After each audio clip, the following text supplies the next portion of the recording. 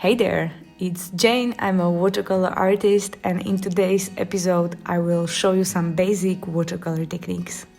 Watercolor is a very versatile medium and it has a lot of advantages when you compare it to other painting mediums, which in my opinion makes it the perfect painting medium for the start.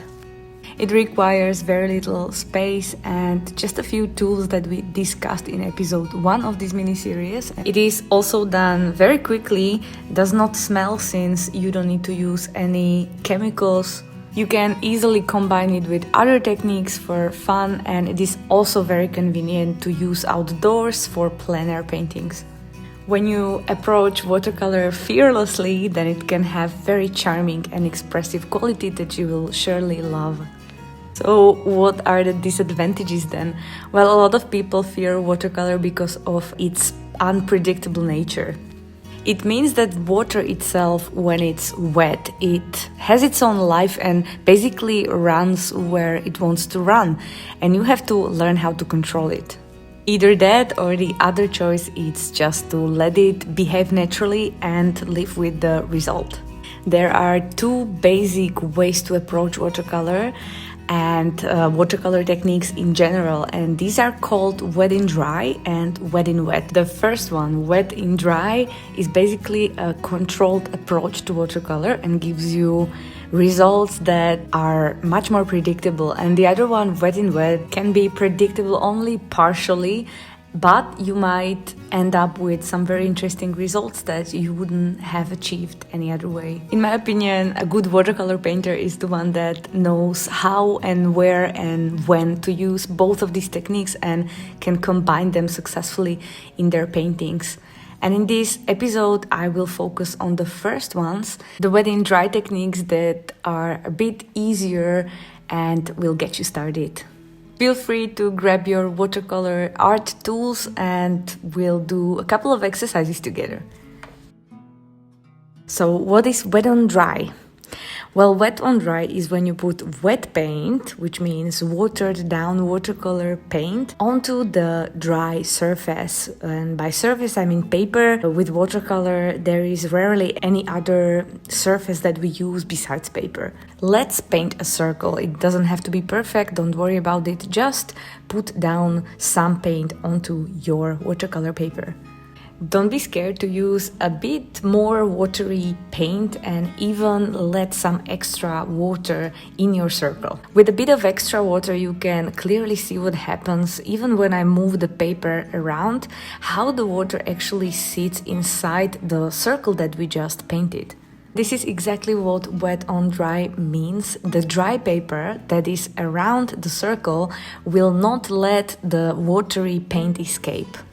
Of course, the water can still run freely inside the wet area, but it will never affect the dry area unless you re-wet it for some reason. I'm going to gently get rid of the excess water now and let the circle paint dry. And once the circle is dry, you can see that it is very clearly defined, and this is called hard edge. You can see this is a technique that always leads to clearly defined and sharp results, and we often use it to paint details or anything that needs clear definition in a painting. This first principle is quite easy to understand, so let's build on it a bit further. Let's paint another circle, and how about we make it two circles, two wet circles on dry paper? If we actually paint them too close to each other, then the wet area might overlap. And what's happening now is called bleeding, which means that two wet areas basically became one, and the water can now freely run through the whole area, which means from one circle to another, and it causes that the pigments will mix. Bleeding effect is not bad necessarily, it depends on whether you want to use it and utilize it or not. If you want to avoid it, you should always make sure that whatever you are painting, you are only putting it on top of dry surface and that any other previously painted layers are already dry. So simply put, if you don't like the bleeding effect, make sure that you always dry everything before painting something else on top of it or close to it. This way you won't have to deal with it. Now let's talk about another property of watercolor, and that is transparency. Usually when you want to lighten your paints with the many different painting techniques, you use white paint that you mix with the original paint to get a lighter version. But to lighten watercolor paint means to water it down a bit more. So you need to add clean water to your paint, and with a different water to pigment ratio, you will achieve different transparencies of your watercolor. I invite you to join me in this little exercise when we start off with very thick paint, basically loaded with pigment, and then we slowly add more water to it and make swatches to see how the paint gradually fades away and increases its transparency. The largest portions of a watercolor painting will be done with transparent paint, and only small accents are usually made with the thickest opaque paint. So you should definitely focus on learning how to water down your paint and how it actually looks when you put it onto your paper. It is a great idea to keep scraps of watercolor paper besides you when painting, because you can test out your paint before you use it in your painting. That way you can avoid a lot of unnecessary surprises. Also, keep note that the watercolor paint always fades away a bit when it's dry compared to when it's wet. Usually it can even lose up to 50% of its strength, so just make sure that you test it out beforehand, and in time you will get used to this shift and you will learn to adjust your color mixing to be able to achieve exactly the type of result that you are looking for. Let's do another exercise that will feature both transparency and also the layering technique that you might have already heard of. I've done an older video about layering, so I will link that down below.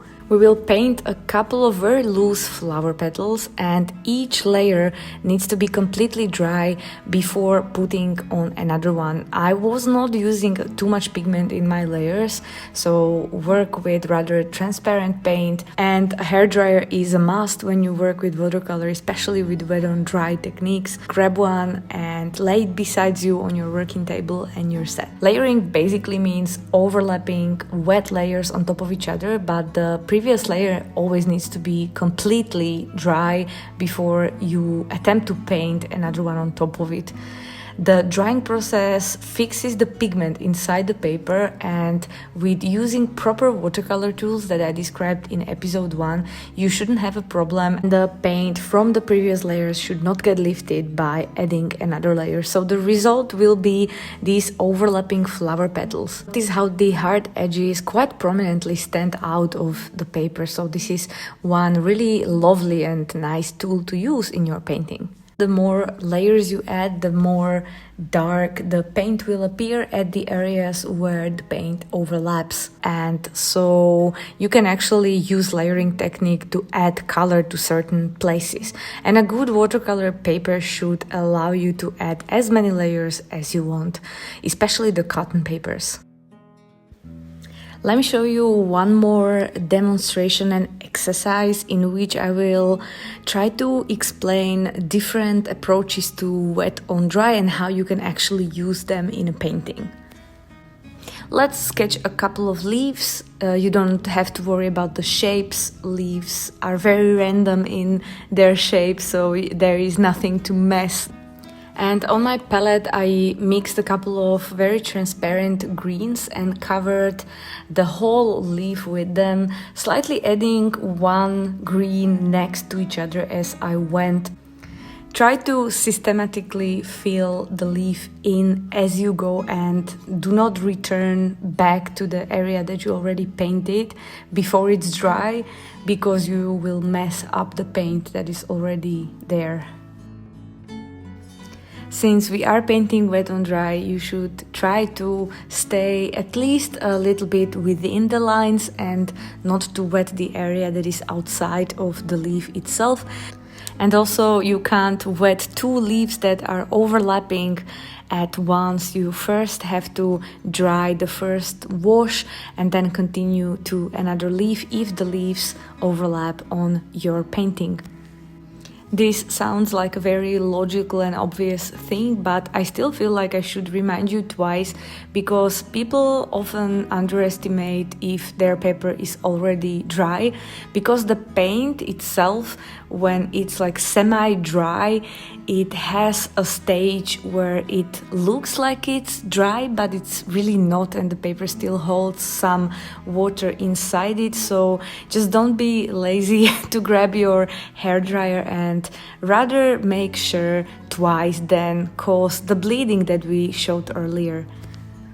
What I want to demonstrate here is that when you're painting one wet area, you can start off with paint that is slightly darker and then use technique that is called pulling, which means that you basically pull the paint that you already placed on your paper with either clean water or another color, and you can create nice little gradients that will give your painting more depth and visual interest, and it will look much more interesting than if you just used flat color. Even further, if you combine layering with placing small and transparent gradients, you can slowly give your painting more depth layer by layer. Even though my demo painting only contains about 3 layers, when I do something more complex and more complicated, I want to approach it slowly and do at least 10 layers. So what I'm thinking is there is no reason for me to try and jump to the strongest tones of my painting right from the start. I can just build it slowly and make sure that the tones that I achieve are the proper ones. What usually happens is that once you apply too dark of a paint, like I did in this demo by the way, then you can't go back, because watercolor paper won't really let you forget it. Therefore, the safest approach is really to use transparent washes, one on top of another one, and make sure that the tones are proper. You can always add more paint and more layers, but you can't remove the paint, so just keep that in mind. I hope that this video helped you a little bit to understand watercolor. In the next episode, we'll talk about wet in wet technique, which are a bit more complicated. And if you try any of the exercises in this video, please tag me on Instagram so that I can share your work in my stories. And I appreciate all your comments, and I will see you next Thursday. Until then, have a great time. Bye bye.